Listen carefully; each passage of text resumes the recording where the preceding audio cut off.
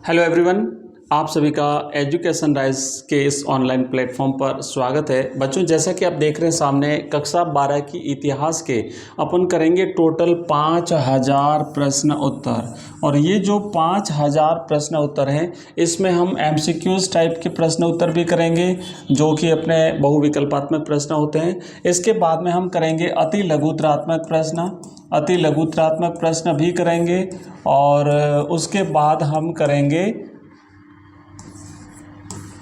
फिर हम करेंगे लघुतरात्मक प्रश्न उत्तर भी करेंगे, फिर निबंधात्मक भी करेंगे। तो सभी प्रकार के प्रश्न उत्तर करेंगे। जैसा कि हमने पॉलिटिकल साइंस में भी 5000 प्रश्नों की सीरीज शुरू करी है, उसी तरीके से हम हिस्ट्री में भी करेंगे।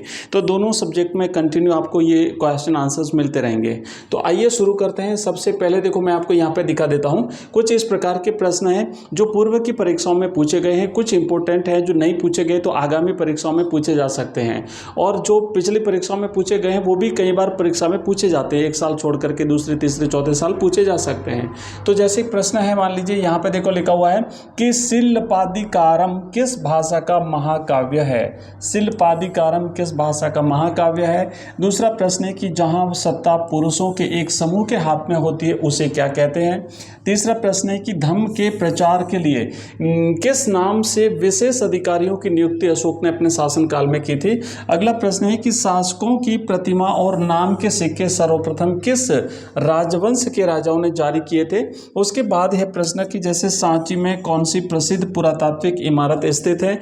और नेक्स्ट प्रश्न है मौर्य शासकों की राजधानी पाटलिपुत्र का वर्तमान नाम क्या है। और भी खूब सारे इसी प्रकार के प्रश्न हैं, तो कुछ सैंपल मैंने यहाँ पे दिए हैं। तो इस तरीके के हम करेंगे प्रश्न उत्तर। आइए एक एक करके देखते हैं। तो सबसे पहले देखो, शुरुआत जब करते हैं और ये पहला प्रश्न है अपने सामने कि जहां सत्ता पुरुषों के एक समूह के हाथ में होती है ना, एक ग्रुप के हाथ में होती है, तो उसे क्या कहते हैं। तो बच्चों उसे कहते हैं ओलिगार्की। इंग्लिश का वर्ड है OLIGARCHY, ओलिगार्की, है ना। कि जहां सत्ता पुरुषों के एक समूह के हाथ में होती है, मतलब कुछ समूह मिलकर के शासन चलाते हैं, अकेला व्यक्ति कोई वहां पे शासन नहीं चलाता है, तो वो ओलिगार्की कहलाती है। या इसे समूह शासन भी जो है वो हिंदी में अपन कहते हैं, इसे समूह शासन कहते हैं।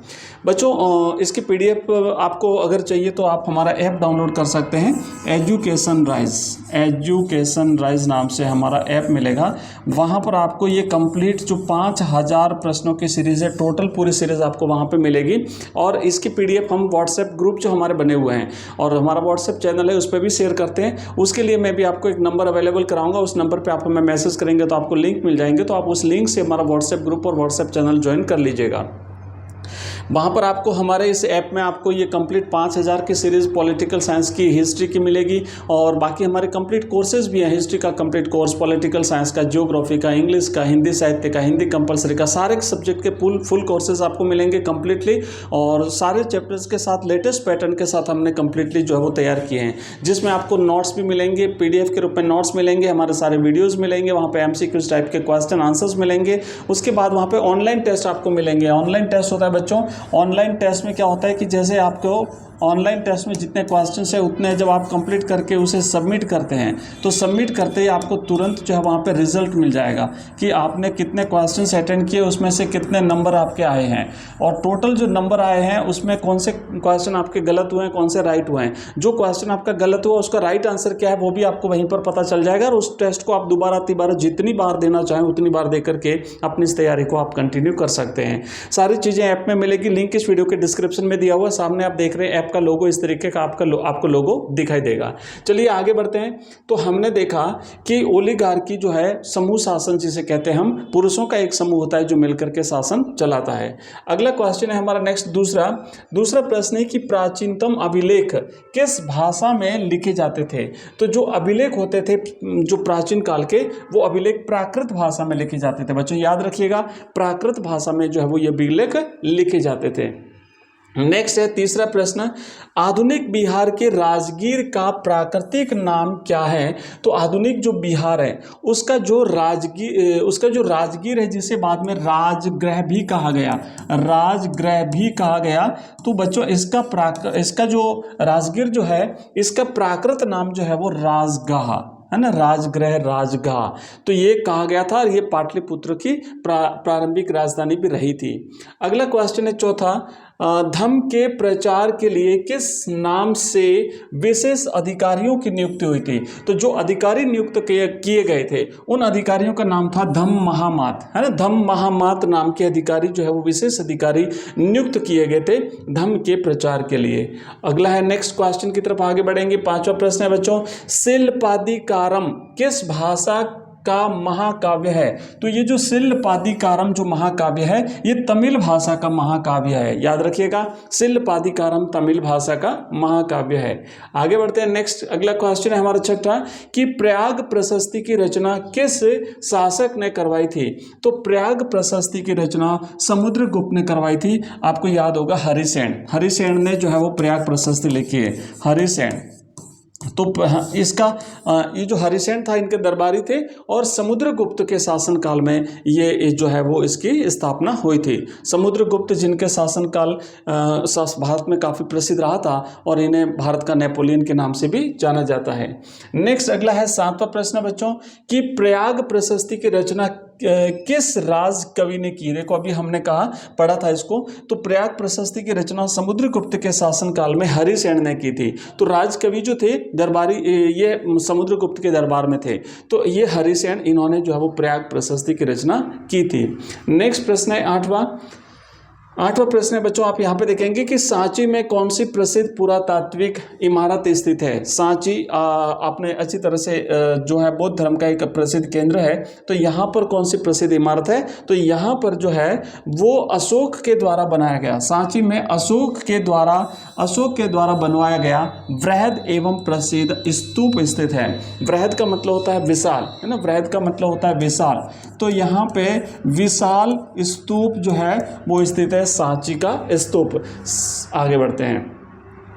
नेक्स्ट अगला क्वेश्चन है कि भारत का सबसे आरंभिक धार्मिक ग्रंथ कौन सा है? देखो बच्चों इससे रिलेटेड एक प्रश्न पूछा जाता है कि भारत का सबसे प्राचीन विधि ग्रंथ कौन सा है? भारत का सबसे, ये तो है धार्मिक ग्रंथ, एक प्रश्न आता है कि भारत का सबसे प्राचीन विधि ग्रंथ कौन सा है? तो जब विधि ग्रंथ की बात आती है तब तो आपको लिखना है मनुस्मृति, है ना, मनुस्मृति। और अगर प्रश्न बनता है कि भारत का सबसे प्राचीन धार्मिक ग्रंथ कौन सा है, तो इसमें आएगा ऋग्वेद। तो धार्मिक ग्रंथ आएगा तब तो ऋग्वेद लिखना है, और अगर प्राचीन विधि ग्रंथ पूछा जाता है तो आपको मनुस्मृति लिखना है। तो इस प्रश्न का आंसर यहाँ पे देखिए लिखा है कि प्राचीन भारत का सबसे आरंभिक धार्मिक जो ग्रंथ है वो ऋग्वेद है बच्चों। ऋग्वेद जो है ना, आप चार वेद है भारत में, तो उसमें चार वेदों में जैसे ऋग्वेद, यजुर्वेद, सामवेद और अथर्ववेद। ऋग्वेद, यजुर्वेद, ये हो गया ऋग्वेद, उसके बाद हो गया यजुर्वेद, सामवेद जिसे संगीत का ग्रंथ भी माना जाता है, सामवेद, और अथर्ववेद जादू टोने का ग्रंथ, ठीक है। तो ये इस तरीके से वेद हैं, इसमें ऋग्वेद सबसे प्राचीन है और इसी के आधार पर वैदिक काल का नामकरण किया गया है। नेक्स्ट है हमारा 10वां प्रश्न बच्चों, लिखा है कि शासकों की प्रतिमा और नाम के सिक्के सर्वप्रथम किस वंश के राजाओं ने जारी किए थे? मतलब प्रतिमाएं और नाम, राजवंश के नाम से जो सिक्के जारी किए थे, तो ये सबसे पहले जो काम किया था ये कुषाण वंश के शासकों ने किया था बच्चों। यहाँ पे देखेंगे शासकों की प्रतिमा और नाम के सिक्के जो है सर्वप्रथम कुषाण राजवंश के राजाओं ने जारी किए थे। और आपको याद होगा सोने के सिक्के जो जारी किए थे, है ना, स्वर्ण सिक्के जो जारी किए थे, सोने के सिक्के, ये भी सबसे पहले जो है वो कुषाण शासकों ने ही जारी किए थे। कुषाण शासकों में कनिष्क जो है एक सबसे प्रसिद्ध और प्रतापी शासक हुआ था, कनिष्क। तो ये कनिष्क जो है ये कुषाण वंश का शासक था और इसी कनिष्क के शासन काल में बौद्ध संगीति का आयोजन भी जो है वो हुआ था। नेक्स्ट प्रश्न है कि मौर्य शासकों की राजधानी पाटलिपुत्र का वर्तमान नाम क्या है? तो मौर्यों की जो राजधानी रही थी, पहली तो रही थी राजगृह और दूसरी रही थी पाटलिपुत्र। तो इस पाटलिपुत्र को वर्तमान में हम पटना के नाम से जानते हैं। तो राइट आंसर रहेगा पटना, है ना, इसमें अभी फिलहाल हम इसे पटना के नाम से जानते हैं। नेक्स्ट है अगला बच्चों प्रश्न है 12वां, हड़प्पन निवासी तांबा कहाँ से मंगवाते थे? हड़प्पा जो सभ्यता है उसमें अलग अलग चीज़ें अलग अलग जगहों से मंगवाई जाती थी। तो इन्होंने जो तांबा जो मंगवाते थे, ये तांबा राजस्थान के खेतड़ी स्थान, राजस्थान का जो खेतड़ी जगह है ना, राजस्थान के खेतड़ी अंचल जो है प्रदेश है, वहाँ से ये तांबा मंगवाते थे। बच्चों मैं आपको बता दूं कि मैंने ये कहा था ना कि एक हमारा व्हाट्सएप ग्रुप है, व्हाट्सएप ग्रुप और व्हाट्सएप चैनल भी है, तो उस नंबर पे आप मैसेज करिएगा। आप अगर ज्वाइन करना चाहते हैं व्हाट्सएप ग्रुप और व्हाट्सएप चैनल, तो ये लिंक आप यहाँ पे आपको लिंक मिलेगी, आप इस पर मैसेज करेंगे तो आपको लिंक मिल जाएगी। तो नंबर है हमारा, नोट कर लीजिए, 9079622989। इस नंबर पे आप हमें मैसेज कर सकते हैं। जैसे ही मैसेज करेंगे आपको लिंक मिलेंगे, हमारे ऐप का लिंक मिल जाएगा, हमारे विभिन्न जो प्लेलिस्ट हैं अलग अलग सब्जेक्ट वाइज उसका लिंक आपको मिल जाएगा, ऐप का लिंक, टेलीग्राम का लिंक, सबका लिंक आपको यहाँ पे व्हाट्सएप का लिंक मिल जाएगा। यहाँ से आप क्लिक करके सीधे वहाँ पे जा सकते हैं। इसके अलावा मैं बता दूँ कि जो हमारे जो कंप्लीट कोर्सेज है, मैंने पहले भी बताया, आपको ऐप में मिलेंगे, जिसका लिंक इस वीडियो के डिस्क्रिप्शन में मिल जाएगा। हमारी लाइव क्लासेज चलती है बच्चों, अगर आप ज्वाइन करना चाहते हैं तो हमारी लाइव क्लासेज रहती हैं डेली। तो आप अगर ज्वाइन करना चाहते हैं तो इस लाइव क्लासेस का लिंक जो है वो हमारे इस व्हाट्सएप जो हमारा ग्रुप है, उस व्हाट्सएप ग्रुप में आपको लिंक मिलेगा। इस व्हाट्सएप ग्रुप को और व्हाट्सएप चैनल को ज्वाइन कर लीजिएगा।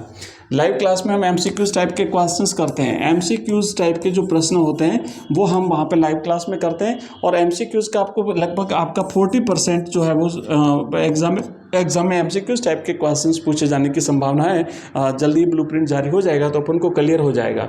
तो 40% अगर प्रश्न पूछा जाता है तो इसमें जैसे 12 तो लगभग तकरीबन एमसीक्यूज आते हैं और 6 प्रश्न आपके रिक्त स्थान के आते हैं। तो इस तरीके से जो है टोटल तकरीबन 18 प्रश्न तो आपके इससे रहेंगे, एमसीक्यूज टाइप के रहेंगे। एक नंबर का भी रहता है तो 18 नंबर के प्रश्न आपके 80 में से 18 नंबर आप देख लो तो रहते हैं जो आपके इसमें एमसीक्यूज टाइप के। तो काफ़ी बड़ा वेटेज है, एक 1 लाइनर, रिक्त स्थान और एमसीक्यूज। इसके बाद अपन लघुतरात्मक, दीर्घ उत्तरीय प्रश्न भी करते हैं, सारे प्रश्न करते हैं।